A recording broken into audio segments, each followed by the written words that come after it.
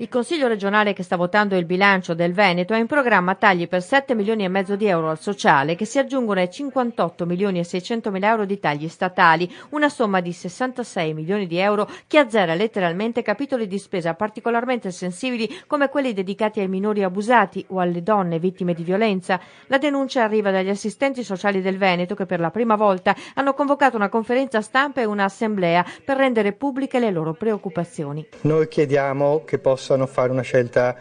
coraggiosa e di investimento, non assolutamente di riduzione, non tanto per noi ma per i cittadini veneti, soprattutto per le fasce più deboli, per le donne, per i minori, per le famiglie in difficoltà, i minori e le vittime d'abuso. Ci sono, una cosa abbastanza impressionante, capitoli di spesa che vengono letteralmente azzerati.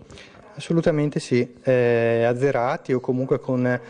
tagli che non permettono più di poter fare dei servizi, di garantire delle cose. Un esempio può essere appunto la riduzione per gli affidi familiari, i tagli per i centri antiabuso che da 5 passano a 2 e che non faranno più cura delle persone ma si limiteranno a fare solo la diagnosi per verificare gli effettivi abusi subiti dai minori, che poi dovranno tornare in servizi del territorio che hanno sempre meno risorse anche per poter sostenere e aiutare queste persone e le famiglie. Il Veneto era una zona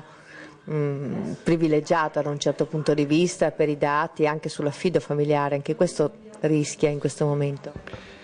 Sì, assolutamente. Questa cosa ci preoccupa e le riduzioni dei servizi di fatto inevitabilmente vanno a toccare anche tutto l'aspetto della prevenzione, che invece costerebbe molto meno un investimento in quello e darebbe future speranze alle nuove generazioni, cosa per le quali noi siamo molto preoccupati in questo momento. Denunce che sono già state oggetto di una lettera indirizzata al Presidente della Regione Veneto e all'assessore sociale Davide Bendinelli, una lettera rimasta per ora senza risposta, alla quale però si uniscono di ora in ora le preoccupazioni delle associazioni, case famiglia e anche di interi ordini professionali preoccupati per una situazione che rischia di lasciare per strada proprio i soggetti più deboli.